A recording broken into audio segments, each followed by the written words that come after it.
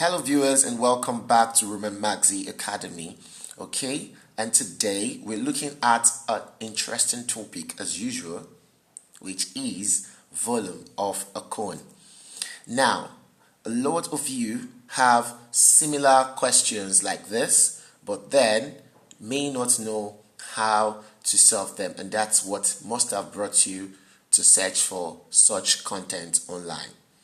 Without further ado, a cone is one of the three-dimensional shape whose base is a circle and a side tapper to the point, up to a point, and this point is also called vertex. Now, we are going to be needing radius from the volume of a cone's formula, which is 1 over 3 pi r square h. The volume of a cone is 1 over 3 multiplied by pi, multiplied by radius, multiplied by another radius, multiplied by height, because r squared means radius times radius. If you look closely here, you will see an arrow. Now this means your slant height, while the height of the cone is directly at the center. Okay? Now the question in front of us as an example says, calculate the volume of a cone of base diameter 16. And diameter is the point from one part of a circle to another part of the circle passing through the center. We have diameter 16, but we're going to be making use of radius. So to get radius, if you've been following up the channel, to get radius is very easy. To get radius, all you need to do is diameter divided by 2, because radius is diameter over 2. So we're going to get that right now. So the second one is its slant height. After solving for the volume of the cone, we will solve the slant height. Pay attention. Let's jump straight into the calculation. Now, the first thing is to always acknowledge to write your formula. Volume, which represents V, of a cone is 1 over 3 pi r squared h. Now, the next thing to do is put in the right parameters. First, we need to tell our examiner that radius from the question is going to be 16 over 2, which will give us, please put your units, which will give us 8 centimeter. And the question already have the height, which is 6 centimeter. So our height is 6 centimeter. Now, pi is 22 over 7. Okay? Having said all that, then we can proceed to the calculation itself. It's very simple. What you do in cases like this is to write out the parameters according to the way the formula is. 1 over 3, volume is 1 over 3, multiplied by, the next thing is 22 over 7, which is your pi. So the next thing you're going to be writing is the pi, multiplied by, since we already solved the radius to be 8, and we have radius square, you can just write 8 square centimeter multiplied by, what is your height? Your height is 6 centimeter from the question. So from here we can look very well. How do we reduce this number into simpler terms? How? Well, I believe by now you found it. 3 divided by 3 will give us 1, and 3 in 6 will give us 2. This is where we are going to stop, because 7 is an odd number. Here, 22 is an even number. We can divide, but we'll have decimal. As well, 8 squared is going to be an even number eventually, because 8 squared is 64. Moving on, we're going to have, since we already have 1 over 1 here, So the answer there is 1. So we don't need that again. And do not forget that pi, being the 16th alphabet in the Greek letters, have a value of 22 over 7, which is constant, or 3.142. So we can say 3.142 multiplied by 8 square is 64 centimeter, multiplied by 2 centimeter. So we're going to be having 3.142 multiplied by 64 times, what's it called? 64 times, this is going to be 64 centimeter square, because we're supposed to be having 8 centimeter multiplied by 8 centimeter. So now, 64 centimeter square multiplied by 2 centimeter square will give us 128 centimeter cube. It's important to note that this unit is part of your mark. Okay? Now, we are having a decimal number and we are having a number without decimal. What do we do? In this case, we're going to multiply this number together with this. And I have an interesting way which is going to be posted to this channel later on. But let's quickly do that without further ado. First, I often tell my students, when you're multiplying numbers with decimal, make sure you leave the side of your leaflet, of your book, and come towards the center or towards the end. Reason is that when multiplying, the numbers are written this way, as though they are moving to the left. So you have to move your numbers away from the margin line. That being said, let us see how we can solve this. When you're multiplying a decimal number with a number which is not a decimal, So what we're going to be having 120.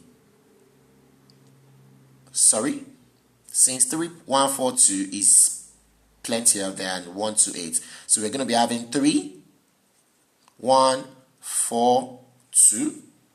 You can see that something happened. I removed the decimal points. And I'm going to count how many decimal places do we have here. 1, 2, 3. Decimal places is derived by counting the number of numbers after decimal points. So the numbers after decimal point here are 1, 2, 3. So the decimal places of 3.142 is 3 decimal places. So I'm going to open a bracket here and write 3D.P, which is the abbreviated version of decimal place. I'll tell you why I did that very quickly. Put the multiplication sign. Since we have 128, written here. I wanted to write 128 at the beginning, but if I should do that, I'll have 3142 beneath, which is not going to have a balanced arrangement. So now we can multiply these numbers. Very quickly, multiply with me. 8 multiplied by 2 is 16. You write your 6 and you leave 1 outside. 8 multiplied by 4 is 32. Plus the 1 is 33. You can see when I plus the 1, I slash. I often like to slash. I know I've used that. So since I have 8 multiplied by 4, 32 plus 1, that's 33. I'm going to now write 3 and keep 3 outside. 8 multiplied by 1 is 8 plus 3. Slash it again. When you plus the 3, it gives you 11. You write 1 and leave 1 outside. Now the next thing is what? 8 multiplied by 3, which is going to give us what? 24 plus 1, it will give us what? 25. So since we are no longer multiplying anything, we are going to write the whole 25 by writing 5 and putting 2 here. The next thing is 2 multiplied by 2, you write it underneath, which will give us what? 4. There's nothing to keep outside, you move on. 2 multiplied by 4 is 8. There is nothing to keep outside, you move on. 2 multiplied by 1 is 2. And 2 multiplied by 3 is 6. The next thing you want to do now is to take 1 and multiply all the numbers you have above. 1 multiplied by 2 is 2. 1 multiplied by 4 is 4. 1 multiplied by 1 is 1. 1 multiplied by 3 is 3. You can see the way I am so detailed in arranging the numbers under each other. After multiplication, the next thing to do is to add. The next thing to do is to add. So you put your addition sign. Remember, we are trying to get the volume. So 6 plus nothing is 6. 3 plus 4 is 7. 1 plus 2 plus 8, or 1 plus 8 plus 2, 9 plus 2 is 11. So we have 11, right? So you're going to take 1 above here. 1 plus 5 is 6, plus 2 is 8, plus 4 is 12. Now we're going to have 2, and we'll take 1 above here. I hope you're paying attention. Okay, now 1 plus 2 is 3, plus 6 is 9, plus 1 is 10. 0, and I have 1 above here. 1 plus 3 is 4. Now, we've gotten the answer, but then this is the reason why I kept 3dp in brackets. Once you're through multiplying a decimal number with a number that is not decimal, then this 3dp here will be applied. 1, 2, you start counting from the back.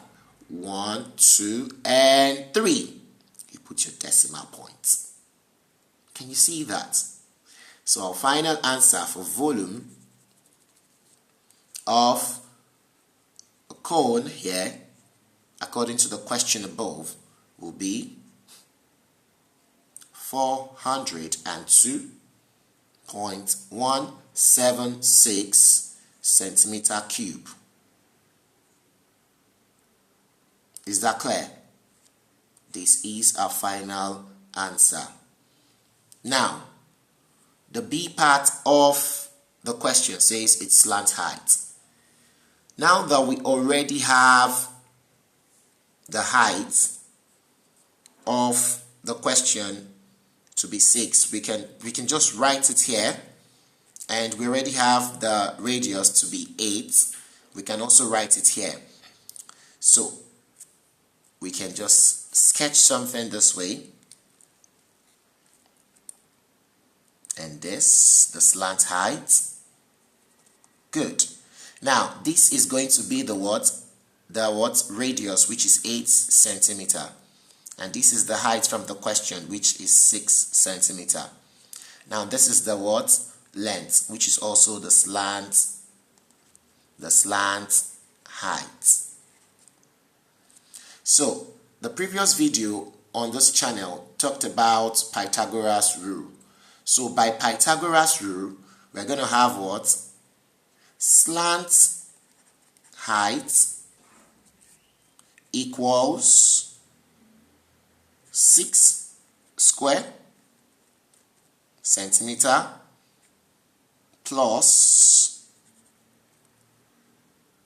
8 square centimeter.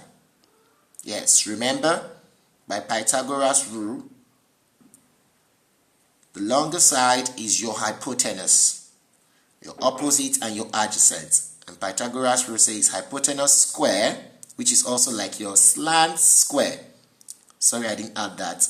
Your slant square equals your height square plus the radius square. So your slant height square equals the height square plus the radius square. So by Pythagoras rule, so now we're going to be having, so let's not write slant height, but I always like to be simplified, so I'll take the pen, I'll write that again, sorry. Slant height square, so it's very clear, equals, what is 6 square? 36 centimeter. Plus, what is 8 square?